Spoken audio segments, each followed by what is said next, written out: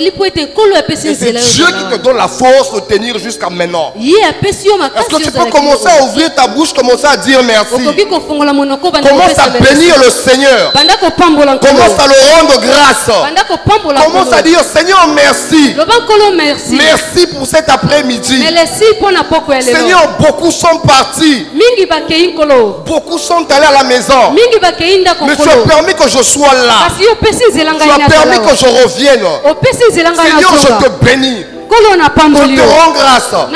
Merci pour la force. Merci pour la puissance. Merci pour la grâce. Oh Seigneur, merci pour ce que tu es en train de réaliser. Merci pour ce que tu réalises pour moi. Depuis ce matin.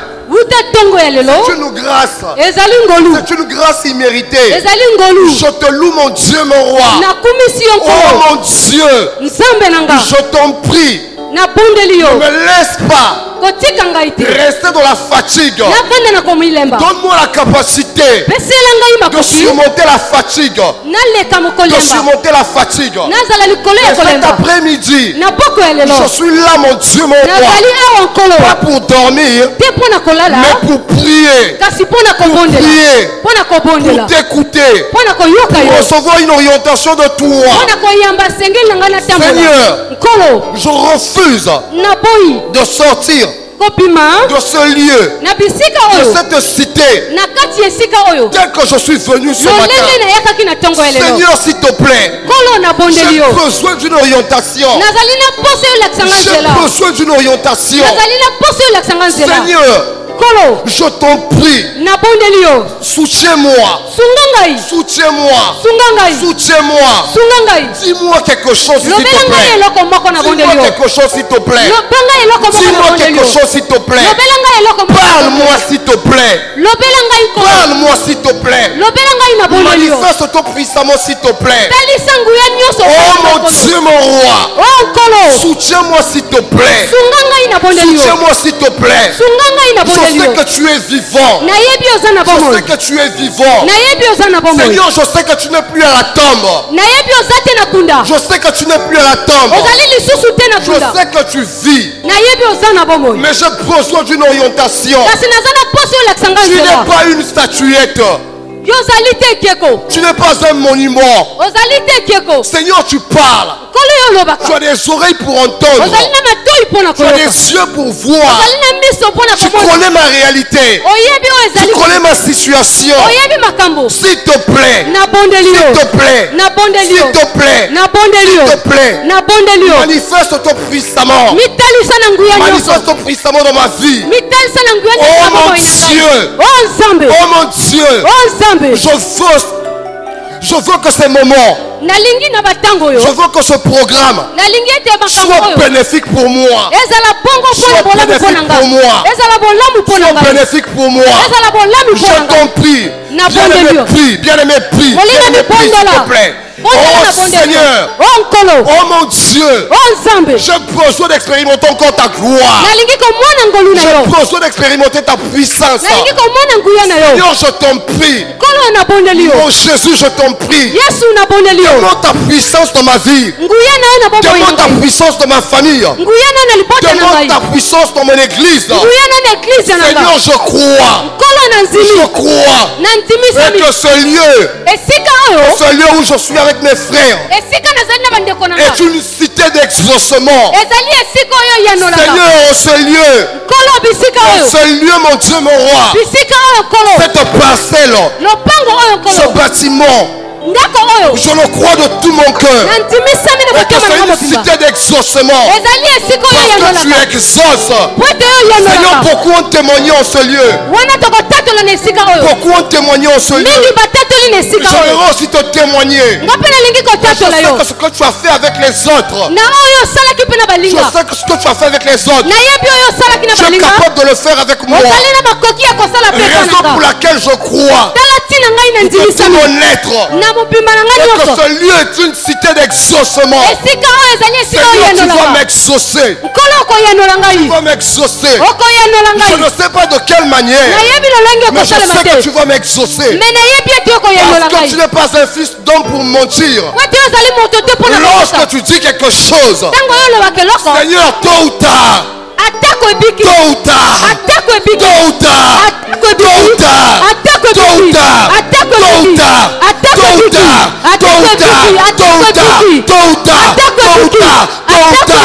tu finis, Seigneur, par dire quelque chose. Tu finis par exaucer. Seigneur, je te bénis. Et je sais, mon Dieu, mon roi, ta réponse pour moi, vraiment pour moi, peut-être négatif, peut-être positif ou négatif. Seigneur, tu peux dire oui ou non à ma situation. Mais ce qui m'importe, c'est ce que tu déclares. Même lorsque tu dis non, c'est bénéfique pour moi. Même lorsque tu refuses, ton refus est bénéfique pour moi. Voilà pourquoi, Seigneur, je le crois. Que tu exauces. Je le crois. Tu as commencé à le faire. Je le crois, Seigneur. Que tu as commencé à déployer ta main. Seigneur, je le sens. Je le sens que tu me touches. Je le sens que tu me touches. Je le sens que tu me touches. Je le sens que tu me visites. Je le sens, Seigneur. Je le sens. Je le sens. Je le sens. Je le sens. Je le sens. Je le sens. Merci Jésus. Merci Seigneur. Merci pour ta grâce. Seigneur, je te bénis. Merci Seigneur. Merci Seigneur. Amen. Amen. Amen. Avant de t'asseoir, s'il te plaît, est-ce que tu peux d'abord acclamer pour toi-même?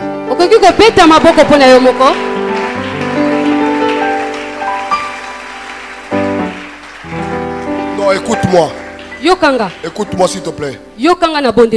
Tu es tellement gentil que tu as clamé pour moi. Regarde, je vais te démontrer une chose. Lorsque tu acclames, lorsque tu le fais de tout ton cœur, tu écrases tes situations. Tu écrases les anomalies. Tu écrases les situations difficiles. Voilà pourquoi lorsque tu dis d'acclamer pour toi-même, fais-le avec foi. Acclame fortement. Lève-toi, acclame. Acclame. Acclame fortement. Merci.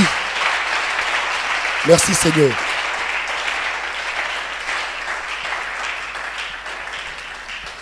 Amen. On peut se mettre. Ce matin, le pasteur nous a richement bénis. Pendant les deux cultes, le pasteur, le Seigneur, par le canal de son serviteur, a interpellé. Nous a interpellés. Et chacun de nous réunis en ce lieu s'est retrouvé quelque part dans ce message. S'est retrouvé quelque part dans ce message. Voilà pourquoi nous bénissons le Seigneur pour ce matin. Alléluia. Le Seigneur nous a longuement parlé sur l'engagement missionnaire. Servir le Seigneur avec nos biens. Servir le Seigneur avec notre argent. Alléluia. Avec des versets bibliques à l'appui.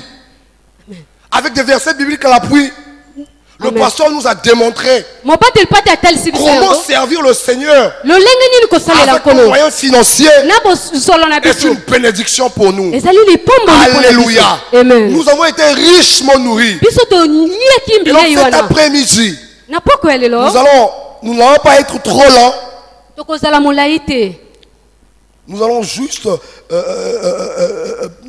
prendre le temps que ça peut prendre, mais nous ne serons pas lents, parce qu'après nous devons repartir à la prière. Ce matin, le thème qui nous est proposé, j'ai à manger une nourriture que vous ne connaissez pas. J'ai à manger une nourriture que vous ne connaissez pas. Et ces paroles-là ne sont pas mes paroles, ce sont les paroles de Jésus. Jésus dit à ses disciples que j'ai une nourriture à manger que vous ne connaissez pas. Même moi, je suis en train de me poser la question. C'est comme si j'étais à côté des disciples. C'est comme si j'étais à côté des apôtres. Mais quelle est cette nourriture que l'on peut manger que les autres ne peuvent pas connaître? Alléluia.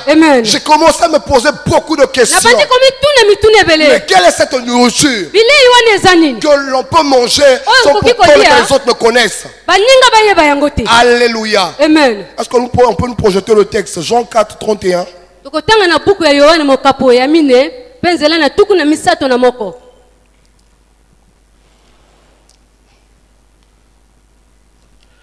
Je vais lire dans ma Bible. Okay. Pendant ce temps, les disciples le pressaient de manger. Disons, Rabbi, mange. La suite. Mais il leur dit, j'ai à manger. J'ai à manger une nourriture que vous ne connaissez pas. Alléluia. J'ai à manger une nourriture que vous ne connaissez pas. En principe, bien aimé, la préoccupation majeure de Jésus, ce n'est pas la nourriture physique. La préoccupation majeure de Jésus, ce n'est pas la nourriture physique, mais plutôt son plat préféré. Son plat préféré, c'est de faire la volonté de son Père. Alléluia. La nourriture préférée, le plat préféré de Jésus, c'est de faire la volonté de son Père. Alléluia. Et pourtant Jésus était bien fatigué. Et ses disciples l'avaient compris. Ils sont allés à Sichar chercher la nourriture pour leur maître.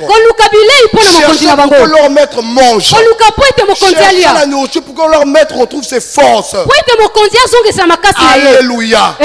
Bien aimé, sachez, il faut que vous compreniez une chose. Que nos préoccupations ne sont pas parfois forcément les préoccupations de Jésus.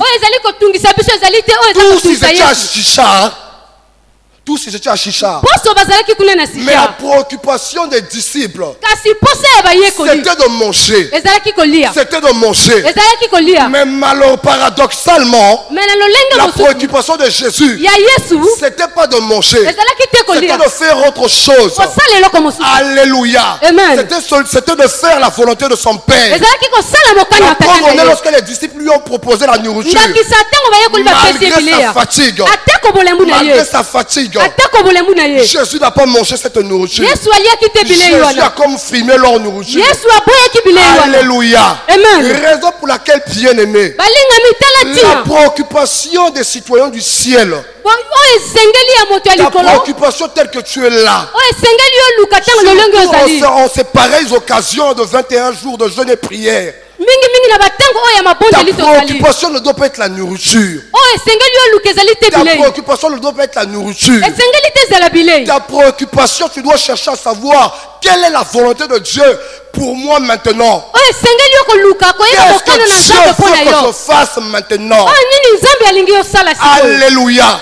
Je suis parfois scandalisé de constater que pendant que nous sommes là parfois en pleine prière, pendant que nous sommes là en plein enseignement, les gens sont préoccupés, ils font de leur tête des calculs de manger. Et certains font même des plans de rattrapage. Après la prière, comment je vais faire pour rattraper le déjeuner du matin, le déjeuner de l'après-midi, le repas du soir? Alléluia. Alléluia. Alors que pendant ce temps-là, certainement l'année passée, il y a des choses qui ont été que Dieu t'avait promis. Tu n'as pas peut-être vu l'exaucement de ces choses. Tu n'as pas vu l'exaucement de ces choses. Mais l'occasion t'est donnée de redemander au Seigneur, qu'en est-il de ce que tu m'avais promis? Alléluia. qu'en est-il de ce que tu m'avais promis? Parce que je sais une chose, que Dieu ne ment jamais. Lorsque Dieu a libéré une prophétie pour toi, lorsque Dieu t'a parlé, cela doit s'accomplir. Cela doit s'accomplir. Mais pourquoi tu ne vois pas l'exaucement de ce qu'il a déclaré? L'occasion est donnée de lui poser encore la question. Parce que la Bible dit, maudit soit l'homme qui se confie aux hommes. Nous ne devons pas compter sur les hommes. Nous ne devons pas nous plaindre chez les hommes. Mais lorsque nos situations ne marchent pas, lorsque nous n'avons pas encore vu l'exaucement, nous devons poser la question à Dieu. Alléluia. Amen. Alléluia. Amen. Wow. Je disais qu'il arrive parfois que nos préoccupations n'épousent même pas les préoccupations du Seigneur. Parce que la préoccupation du Seigneur, parfois elle est différente. Les apôtres étaient préoccupés. Ils s'embarrassaient à chercher qu'est-ce que le maître va manger. Mais malgré qu'ils se tracassaient pour Jésus, Jésus avait une autre préoccupation. Jésus avait le souci des âmes. Jésus avait le souci que le peuple de Samarie soit gagné. Soit gagné. Ce peuple qui était devenu idolâtre puisse sortir de l'idolâtrie pour regagner le royaume de Dieu. C'est ça, c'est la préoccupation du Seigneur, c'était celle-là. Et la nourriture préférée du Seigneur, c'était celle-là en ce moment. Trouver une nourriture fortifiante. Trouver une nourriture fortifiante. Et c'est celle-là, c'est cette mission que Dieu lui avait donnée. Dieu ne lui avait pas dit de venir dans le monde pour fréquenter tous les restaurants, de goûter tous les plats. Mais la préoccupation majeure de Dieu, c'était que Jésus ramène son peuple perdu dans son royaume, pour que le royaume de Satan soit dépeuplé. Alléluia. Amen. Alléluia. Amen. Voilà la préoccupation du Seigneur. Les disciples étaient préoccupés à autre chose. Jésus leur a dit que moi j'ai à manger une nourriture que vous ne connaissez pas. Ils ont commencé à se poser la question, mais qui lui a donné à manger? Mais qui lui a donné à manger? Et pourtant nous lui avons laissé fatiguer en ce lieu-là. Et pourtant il avait faim. Mais à peine qu'on est parti chercher la nourriture, il nous dit qu'il a mangé une nourriture que vous ne connaissez pas. Mais nous ne voyons même pas les restes de ce qu'il a mangé. Nous ne voyons même pas ce qu'il a mangé. Mais qui lui a donné ce repas? Qui lui a donné la nourriture? Nous lui avons laissé fatiguer. Mais où est-ce qu'il a trouvé ses forces? Vous savez, lorsque vous êtes fatigué, lorsque vous êtes assailli, parfois vous ne voulez même pas que quelqu'un vous parle. Parfois vous avez du mal à supporter même le bruit des enfants. Alléluia. Amen. Mais à leur retour, ils ont trouvé Jésus en forme. Alléluia. Amen. La Bible nous dit ceci, qu'en réalité, qu'est-ce qui avait motivé Jésus? Il y a une femme de Samarie. La Bible nous dit que cette femme-là était une femme de mauvaise vie. Et cette femme se rendait au puits de Jacob, puiser de l'eau. Et cette femme a vu Jésus à côté du puits. Et quand Jésus a vu cette femme, Jésus a engagé la discussion avec cette femme. Le Seigneur a abordé cette femme. Est-ce que tu peux me donner à manger? Est-ce que tu peux me donner plutôt à boire? Est-ce que tu peux me donner à boire? Et cette femme s'est posé la question de savoir, mais tu n'as rien pour puiser de l'eau. Mais comment sais-tu que je te donne de l'eau? Alléluia. Amen. Alléluia. Amen. Et par la suite, Jésus va lui dire que si tu connaissais celui qui te demande de l'eau de vie, Toi, tu allais plutôt chercher maintenant à demander à celui-là qui te demande de l'eau. C'est toi qui devais demander. Parce que tu n'as pas de révélation. Tu n'as pas de révélation. Tu ne sais pas qui suis-je. Alléluia. Et tu commences même à me comparer avec tes aïeux. Tu commences à faire une comparaison entre moi et Jacob. Mais tu ne sais pas que moi je suis le patron de Jacob. Tu ne sais pas que je suis le maître de Jacob. Tu ne sais pas que Jacob était un travailleur de mon père. Alléluia. Tu ne sais pas que Jacob travaillait sous mes ordres. Et donc je suis plus grand que Jacob. Alléluia. Amen. Bien-aimé, Jésus a engagé la discussion avec cette femme. Ils ont commencé à parler. Et dans la discussion, Jésus va dire à cette femme d'aller appeler son mari. D'aller faire appel à son mari. Mais c'était une question posée expressement. Parce que Jésus nous connaît même avant que tu ouvres ta bouche. Jésus savait que cette femme était une femme de mauvaise vie. Alléluia. Et cette femme, franche qu'elle était, elle a eu à reconnaître qu'elle n'avait pas de mari, qu'elle avait une mauvaise vie. Et lorsqu'elle a répondu à Jésus, Jésus a dit, pour cela tu as dit vrai. Même celui qui est avec toi maintenant n'est pas ton mari. Alléluia. Amen. Bien-aimé, toutes les occasions que le Seigneur nous donne pour prêcher quelqu'un, toutes les occasions que le Seigneur nous donne pour gagner les gens, ne reste pas statique. Ne reste pas immobile. Toutes les occasions que Dieu nous donne, profite de ces occasions-là pour gagner les gens. Pour gagner les gens. Beaucoup sont morts parce que Dieu avait parlé à leurs semblables. Dieu avait parlé à leurs semblables.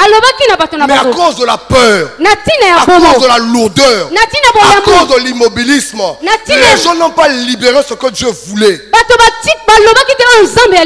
Alléluia. Amen. Maintenant, j'ai commencé à encourager certains bien-aimés. Lorsqu'ils viennent me confier les choses, ancien, le Seigneur m'a demandé, ou bien le Saint-Esprit m'a convaincu de parler à tel frère ou à telle sœur. J'écoute parfois. Et généralement, lorsque je suis convaincu, j'encourage ces personnes à aller parler, ces bien-aimés-là. Je vous assure, depuis que j'ai pris la résolution de faire ça, nous avons de bons résultats. Et généralement, les gens reconnaissent, ah oui, c'est vrai. Ah oui, je suis en train de vivre cette condition difficile. Alléluia. Amen. Jésus a parlé à cette femme-là. Va appeler ton mari. Va appeler ton mari. Jésus a prophétisé sur cette femme-là. Jésus a commencé à libérer ce que cette femme-là n'avait pas dit. Jésus a commencé à rentrer dans la vie de cette femme-là sans sa permission. Et cette femme a reconnu. Alléluia. Amen. Chaque fois que Dieu t'a donné une prophétie, chaque fois que Dieu te donne une parole de connaissance pour quelqu'un, le Seigneur t'a bien dit de libérer la parole d'autrui. Le Seigneur t'a bien dit de donner la prophétie d'autrui. Mais toi tu retiens la prophétie d'autrui. Toi tu retiens la parole de connaissance d'autrui. Alléluia. Amen. Tu réalises cet après-midi combien des âmes, combien des âmes, combien de gens que toi tu as envoyés à la morgue, combien de gens que toi tu as envoyés dans les hôpitaux, parce que tu n'as pas libéré, parce que tu n'as pas dit ce que Dieu t'a dit de dire. Alléluia. Amen. À cause de toi, à cause de ta faute, tu n'as pas parlé à quelqu'un, tu n'as pas sauvé une vie. Mais regardez la suite. Lorsque Jésus a commencé à parler à cette femme, lorsque Jésus a commencé à prophétiser sur la vie de cette femme, cette femme a reconnu. Cette femme a reconnu. La Bible dit qu'elle a déposé ce qu'elle avait. Elle a déposé son fardeau sur Jésus. Devant Jésus. Elle a déposé son fardeau sur Jésus. Bien aimé, aujourd'hui toi tu te plains que dans notre église il n'y a pas de ngouya. Dans notre église il n'y a pas de faya. Bien même quand le Seigneur a utilisé des gens pour te parler, pour te dire d'abandonner ce que tu fais en secret, pour te dire de lâcher cette vie de sous-marin, de lâcher ces cachotteries. Tu ne l'as jamais fait. Lorsque, sache-le, que chaque fois que Dieu te parle, chaque fois que Dieu t'interpelle, si tu ne l'abandonnes pas, si tu ne laisses pas, tu t'attires des malédictions, tu amènes la mort dans ton foyer. Alléluia. Beaucoup, même le Saint-Esprit a parlé. Ils ont douté. Combien même dans leur conscience ils savent que c'est vrai. Ils ont refusé catégoriquement. Ils ont dit non. Si tu es dans cette situation-là, il faut que tu te répondes. Il faut que tu te répondes. Sinon, tu resteras éternellement dans la malédiction. Amen. Lorsque Jésus a déposé, lorsque cette femme-là a déposé son fardeau, elle est repartie. Elle est repartie dans son village. Elle est allée parler aux gens de son village. Venez voir. Venez voir celui qui a détaillé toute ma vie. Venez voir celui qui a parlé de moi. Alléluia. Jésus, cette femme-là est partie. Quand Jésus l'a parlé, elle n'a pas gardé ce que Jésus lui a dit pour lui. Pour elle plutôt. Cette femme-là a commencé à parler. Venez voir. Venez l'écouter. Cette femme n'a pas eu honte de sa vie passée. Vous savez que dans l'ancien temps, que les femmes normalement ne devaient pas ouvrir leur bouche devant les hommes. Les femmes n'avaient pas le droit de parler. Alléluia. Mais lorsque cette femme a rencontré Jésus, Jésus au-dessus des lois, Jésus au-dessus des traditions, Jésus au-dessus de la coutume. Alléluia. Cette femme a bravé l'interdit. Regardez bien aimé, comment la religion a tué les grâces des femmes. Comment la religion a tué les grâces des femmes. La religion.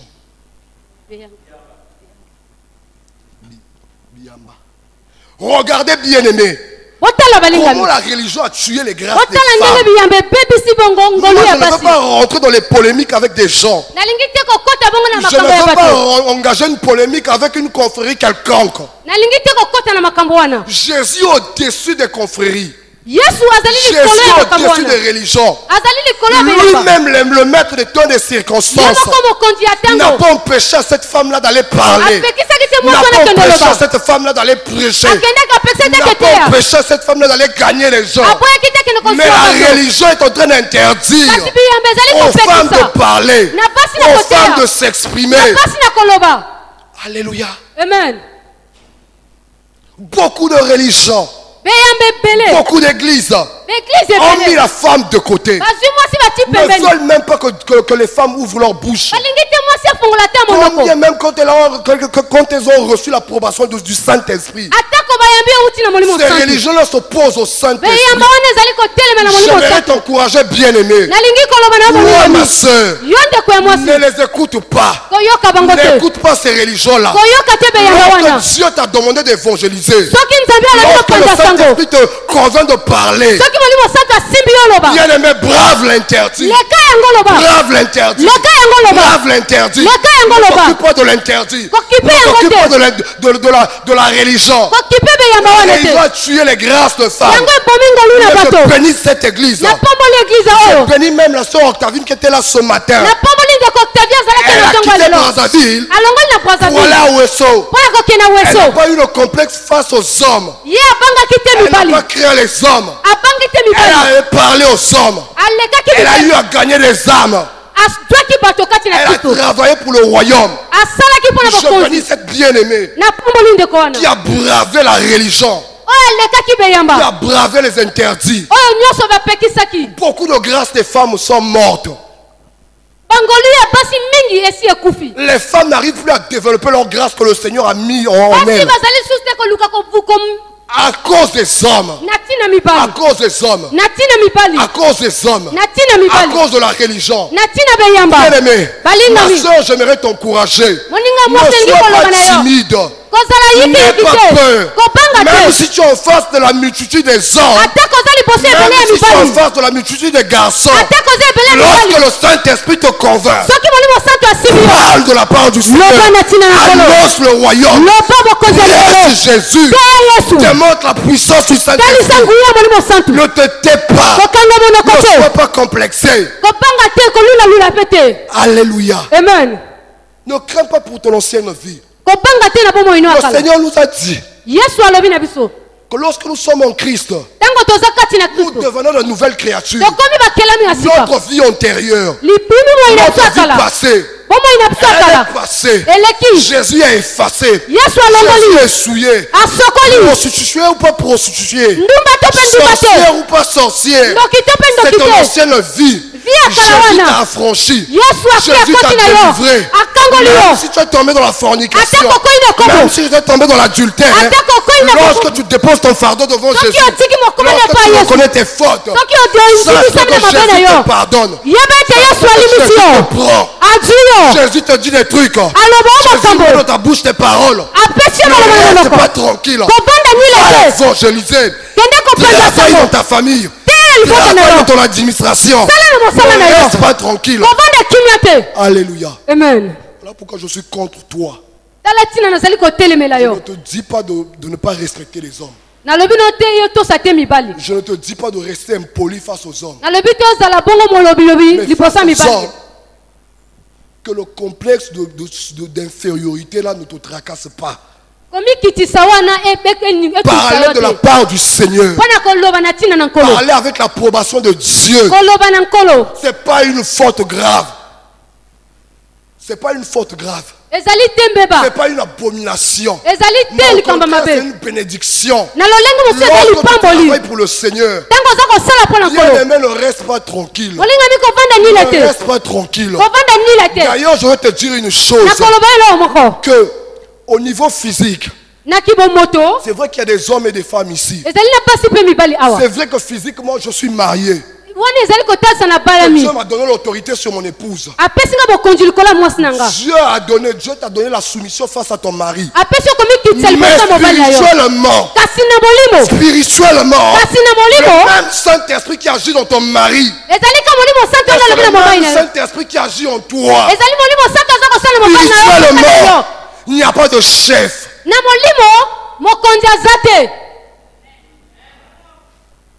Nous le voyons dans certaines maisons. C'est la femme qui tire les arènes de cette maison-là. C'est la femme qui contrôle la maison. Spirituellement, parfois la femme n'est rien devant l'homme.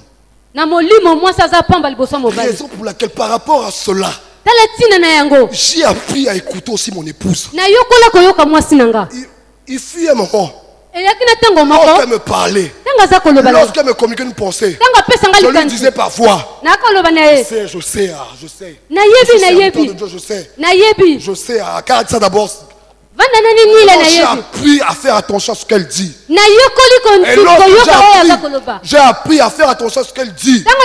La plupart des choses qu'elle me déclare, les vérifications faites parfois, c'est vrai. Lorsqu'elle me dit que le Seigneur m'a dit ça, le Seigneur m'a donné une orientation. Même lorsque je doute, les vérifications parfois, c'est vrai. J'ai appris à l'écouter. Bien-aimés mes frères, les papas, les jeunes qui sont ici, apprenez à respecter vos épouses. Apprenez parfois à écouter vos épouses. Prenez du temps pour écouter vos épouses. Ne donnez pas l'impression à vos épouses qu'elles sont tellement inférieures, que vous êtes tellement spirituels et que vous n'avez rien à prendre d'elles. Alléluia. Bien-aimé, la Bible nous dit ceci. Lorsque cette femme a fini de dialoguer avec Jésus, lorsque cette femme a écouté Jésus, elle est repartie. Elle est repartie. Elle n'a pas eu le complexe d'infériorité. Elle a commencé à parler. Elle a commencé à parler. Elle a commencé à parler. Elle a commencé à parler. Toi qui dis que la femme n'a pas le droit de parler, toi qui interdis à la femme d'ouvrir sa bouche, si cette femme-là avait gardé sa bouche cousue, qu'elle pouvait gagner la multitude dans cette ville. Ne nous dis pas que cette femme est allée seulement gagner des femmes. Je mets à défi qui que ce soit. Je te mets à défi de la Genèse à l'Apocalypse. Montre-moi où cette femme-là est allée seulement parler aux femmes. Cette femme-là a parlé aux hommes. Cette femme-là a parlé aussi aux hommes.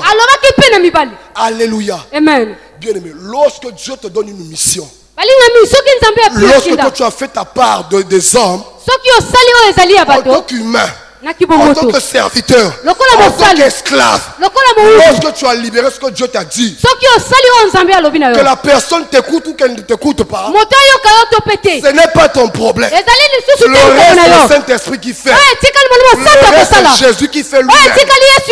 La preuve en est, lorsque cette femme-là a parlé à ses frères, lorsque cette femme-là a parlé aux gens de son village, ces hommes l'ont écouté. Elles ont dit oui, nous t'avons écouté. Mais nous voulons rencontrer nous-mêmes Jésus. Nous voulons voir nous-mêmes ce prophète. Nous voulons le voir de visu. Nous voulons l'entendre de nos propres oreilles.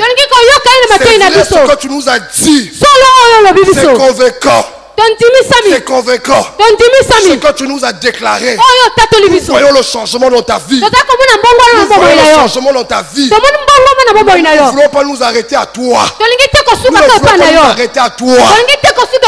Alléluia. J'aimerais m'adresser aux hommes de Dieu dans cette salle. Lorsque vous avez eu à gagner des gens à Christ, lorsque vous avez eu à gagner des âmes pour Christ, ces âmes-là ne sont pas vos propriétés. Ces âmes-là sont la propriété de Jésus. Ces âmes-là ne sont pas pour vous. Ces âmes-là ne sont pas vos biens. Et ne dites pas que ce sont mes âmes. Ne dites pas que ce sont mes âmes. Lorsque tu déclares de telles paroles, c'est une abomination. C'est à la rigueur sadique. Lorsque tu as eu à parler, lorsque tu as eu à enseigner, lorsque tu as eu à évangéliser, et si ces âmes-là sont gagnées, retire-toi. Montre-leur Jésus. Montre-leur Jésus. Montre-leur Jésus. Ne donne pas ces gens-là. Ne donne pas ces gens. Il ne faut pas sous-estimer ces gens-là. Tu as fait le tien. Tu as fait le tien. Tu as fait ton travail. Écarte-toi maintenant. Montre-leur Jésus. Montre-leur Jésus. Montre-leur Jésus. Parce que ce n'est pas toi le chemin, la vérité, la vie. Le chemin, la vérité, la vie, c'est Jésus. C'est Jésus. C'est Jésus. C'est Jésus. En tant que serviteur de Dieu, il ne faut pas tenir les gens captifs. Alléluia. Amen. Alléluia. Dieu t'a donné cette recommandation de gagner les âmes. En fait, Jésus nous demande de limiter. De ne pas seulement se contenter de la nourriture physique. De ne pas seulement se contenter des tumbas. Mais notre corps, il y a l'esprit. Il y a l'esprit, il y a l'âme, il y a la chair. Alléluia. Amen. Les chrétiens ont tendance à donner beaucoup d'avantages à la chair. Les chrétiens ont toujours tendance à donner beaucoup d'avantages à la chair. Tu ne sais pas que tu es constitué de l'esprit. C'est vrai que nous avons besoin de nous nourrir, nous avons besoin de nous vêtir. Mais constatez comme moi, quand vous mourrez, c'est la chair qui commence à pourrir. C'est ce corps-là qui vous a demandé de consentir tant de sacrifices. Certains même ont basculé dans l'occultisme. Certains ont basculé dans la sorcellerie. Certains ont signé des pactes pour la simple raison que de satisfaire cette chair-là. Alléluia. Amen. Je me souviens encore pas plus tard que hier. Nous avons accompagné à sa dernière demeure un gros qui nous a vu grandir au plateau de 15 ans. Le gros là nous a vu grandir et naître. Nous l'avons accompagné hier à Buka dans sa dernière demeure. Mais c'est quelqu'un qui manipulait de l'argent. C'est quelqu'un qui mettait des Weston.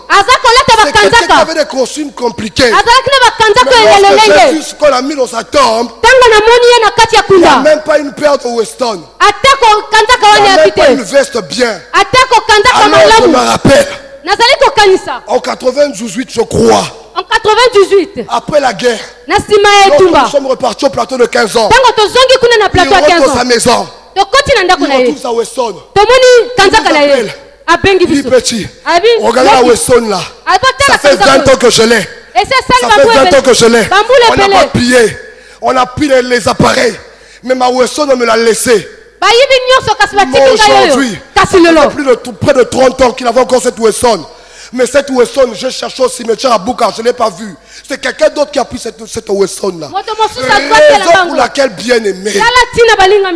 C'est vrai, on ne va pas jeûner toute notre vie. Mais lorsqu'il y a des programmes de jeûne et prière, profite de donner de l'avantage à l'esprit. Profite de gaver ton esprit. Profite de nourrir ton esprit. Profite de chérir ton esprit. Alléluia. Amen. Profite de nourrir ton esprit. Alléluia. C'est ce que le Seigneur nous demande à faire. Il sait que nous avons besoin de manger. Il sait que nous avons besoin de nous nourrir. Il sait que nous avons besoin des maisons, besoin des voitures. Mais l'ordre que le Seigneur nous donne, c'est de gagner les âmes. C'est de gagner les âmes.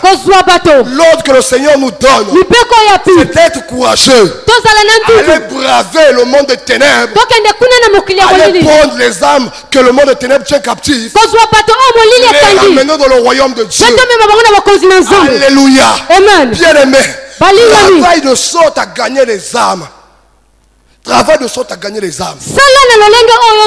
Travaille de sorte à gagner le royaume des cieux. Travaille pour le Seigneur. Sois esclave du Seigneur. Fais comme Jésus. Fais comme Jésus. À un certain moment, oublie les toumas. À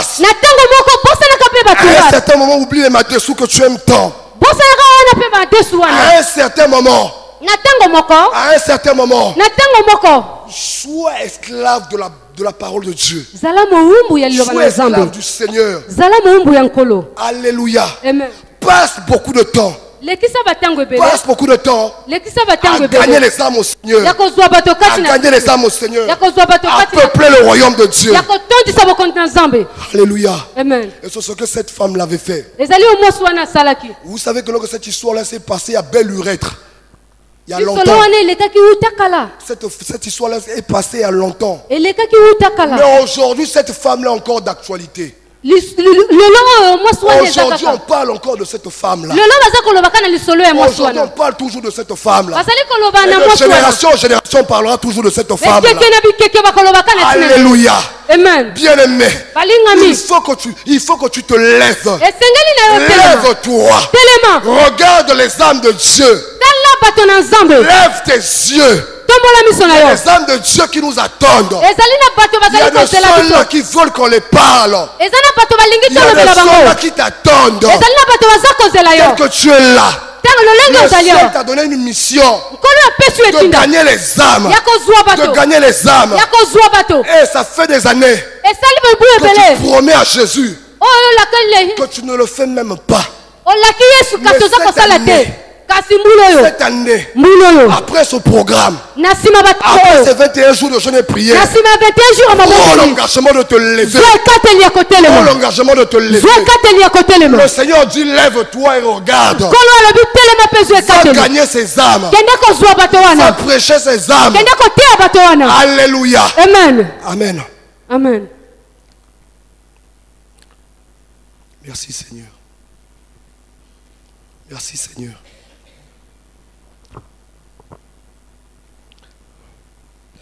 Bien aimé, prends l'engagement. Prends l'engagement cette année. Prends l'engagement cette année. Dieu ne nous a pas donné le nombre, peu importe. Ce qui compte au Seigneur, c'est la qualité, non la quantité.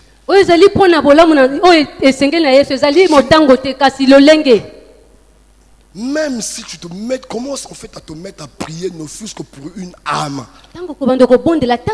Cette année, que ce soit un challenge pour toi, que ce soit un défi pour toi, de ne gagner ne fût-ce qu'une âme. Alléluia. Amen. Alléluia. Amen. Prends cet engagement-là. Seigneur, prends la résolution de ton cœur. Donne-moi la capacité. Donne-moi cette nourriture-là, s'il te plaît. Que je gagne cette âme qui m'attend, il y a belle urètre. Donne-moi la force de gagner cette âme. Ne fais pas comme tout le monde. Ne fais pas comme tout le monde. D'ailleurs, tu n'es pas tout le monde pour faire comme tout le monde. Ne te lance pas comme ça dans le champ missionnaire. Prends l'engagement. Même si tu gagnes une âme, ce qui compte au Seigneur, c'est la qualité, non la quantité. Amen. Amen. Est-ce que tu peux te lever?